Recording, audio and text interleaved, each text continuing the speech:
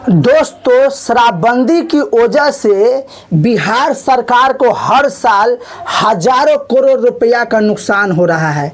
लेकिन आज हम इसके सबसे काले हिस्से को खंगालेंगे, द शराब माफिया सिंडिकेट। सरकार कहती है कि बिहार में शराबबंदी है, लेकिन पुलिस के आंकड़े कुछ और ही कहानी बयां करती है। शराब माफिया का नेटवर्क इतना ज़बरदस्त बिहार में है कि आप और हम तो समझ भी नहीं पाएंगे, जहां तक कि पुलिस जो है बहुत दूर है उसके समझने से। इसी पर आज बात करेंगे दोस्तों। नमस्कार दोस्तों, मेरा नाम पंकज यादव है और आज बात करेंगे बिहार के शराब माफिया के बारे में। बिहार पुलिस के अपने आंकड़े बताते हैं कि 2026 के शुरुआती 5 महीनों में 17.5 लाख लीटर से ज़्यादा शराब जब्त की गई है, जबकि पिछले के साल के मुकाबले 11% ज़्यादा है। अब सोचिए ज़रा, इतनी बड़ी मात्रा में अगर शराब अवैध रूप से जब्त किया जा रहा है तो कितने अच्छे तरीके से इस राज्य के अंदर में होम डिलीवरी हो रहा होगा, इसका अंदाज़ा आप और हम नहीं लगा सकते हैं, क्योंकि ये बहुत शातिर नेटवर्क है इन माफियाओं का। दोस्तों, इस नेटवर्क के तार सिर्फ बिहार तक सीमित नहीं है। झारखंड, उत्तर प्रदेश, पंजाब, उड़ीसा जैसे राज्यों से स्प्रीट और विदेशी शराब ट्रकों में भर के बिहार लाई जाती है। तस्करी के तरीके इतने शातिर होते हैं दोस्तों कि आप हैरान रह जाएंगे। कंटेनर में जैविक खाद के नीचे, एम्बुलेंस में और यहाँ तक कि दूध के कंटेनर में छुपा कर शराब लाई जा रही है। हाल ही में मद्य निषेध ब्यूरो को चुनावी माहौल में तस्करी को रोकने के लिए जितने भी बिहार से के जो सीमावर्तीय जिला थे, दूसरे राज्य से सटे हुए, वहाँ पर चेक पोस्ट की संख्या बढ़ानी पड़ी 390 तक। ये दोस्तों समझने वाली बात है। दोस्तों, शराब के बारे में अगर आपके मन में एक सवाल आ रहा होगा, क्या केवल भारत में बिहार में ही शराबबंदी है?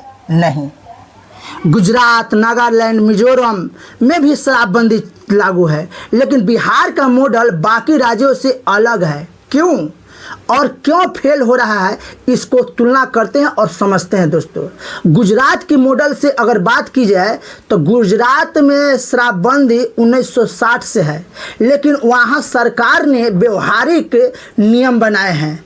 पर्यटकों, विदेशी नागरिकों, हेल्थ परमिट वालों और हाल ही में गिफ्ट सिटी के कर्मचारियों के लिए विशेष छूट दी गई है। वहाँ का कानून उद्योग और बिजनेस को नहीं रोकता। वहाँ के जो शराबबंदी का जो कानून है वो बिजनेस और उद्योग को नहीं रोकता। अगर बिहार से तुलना करें दोस्तों, तो बिहार में पूर्ण शराबबंदी है, यानी किसी को भी किसी भी आधार पर कोई छूट नहीं है। नतीजा क्या है? टूरिज्म, होटल इंडस्ट्री को भारी झटका लगा। दोस्तों, अगर इसका तुलना नागालैंड और मिजोरम से करें तो वहाँ के नियम और वहाँ की स्थिति कुछ अलग ही है। इन पूर्वोत्तर राज्यों में दोस्तों शराबबंदी को मुख्य रूप से स्थानीय चर्च और सामाजिक संगठन का समर्थन प्राप्त है। वहाँ कानून से ज़्यादा वहाँ का सामाजिक दबाव होता है कि भाई इस इलाका में शराब नहीं बिकना चाहिए। जो शराब पीने वाले लोग हैं उसको तो समझाया जाए, उसको चेतावनी दिया जाए कि शराब इस इलाका में नहीं पीना है, नहीं बेचना है।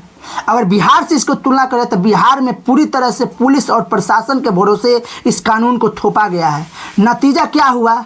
नतीजा यह हुआ कि पुलिस का ध्यान जो है मर्डर, किडनैपिंग, अपहरण, बलात्कार जैसे घटनाओं से हटकर सब का सब पुलिस का ध्यान शराब के पीछे पड़ गया। और शराब के मामला इतना खराब है बिहार में कि आप नहीं समझ सकते हैं। कानून का कड़वा सच को अगर समझने की कोशिश किया जाए दोस्तों तो अजीब लगता है। शराबबंदी सबसे दुखद पहलू है दोस्तों।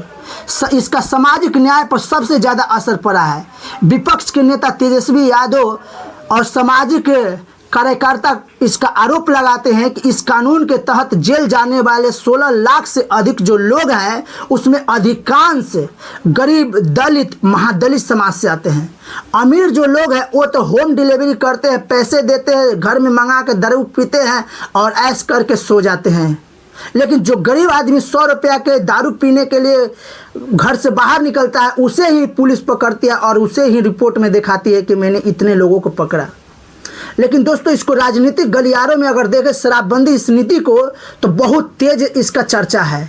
चर्चा यह है कि बिहार सरकार की आर्थिक स्थिति बहुत खराब हो चुका है और चर्चा यह है कि इसको अब ख़त्म किया जाना चाहिए, शराबबंदी को बिहार से, और इसको एक कमाई का जरिया समझना चाहिए। प्रशांत किशोर इसको कहते हैं कि बिहार सरकार की आर्थिक स्थिति बहुत खराब है और आज ना तक कोई बिहार सरकार इस नीति को हटाएगी और शराबबंदी को चालू करेगी और इससे 20,000 करोड़ रुपया का जो रेवेन्यू आएगा, राजस्व आएगा, उसको शिक्षा व्यवस्था को सुधारने के लिए खर्च करना चाहिए बिहार सरकार को। दोस्तों शराबबंदी के बारे में अगर बात करें तो शराबबंदी जब नीतीश कुमार लाए थे तो इसका नियत जो था बहुत सराहनीय था, बहुत अच्छा था, लेकिन इसका इम्प्लीमेंटेशन ग्राउंड पर इतना घटिया तरीका से हुआ कि इसका समाज में बहुत बुरा असर पड़ा। वहाँ तक पड़ा बिहार के आर्थिक स्थिति पर भी इसका बहुत बुरा असर पड़ा। दोस्तों बिहार के महिलाओं ने ये सोचा था कि अगर हमारे राज्य में शराबबंदी हो जाएगा तो हमारे घर की पति, हमारे घर के बेटे जो शराब पीते हैं वो दिन भर के कमाई पीकर आ जाते हैं, उससे घर का स्थिति को सुधारने में बहुत दिक्कत होता है।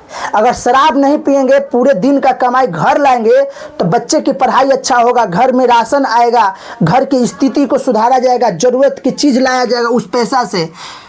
लेकिन इनका असर इतना बुरा हुआ कि गली गली में आज शराब जो है आसानी से मिल जाता है। तो इस नियम का कोई फायदा नहीं हुआ, इस नीति का कोई फायदा नहीं हुआ बिहार में।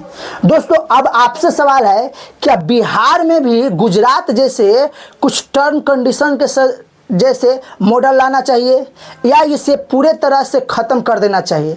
आप क्या सोचते हैं दोस्तों, कमेंट्स में ज़रूर बताइएगा।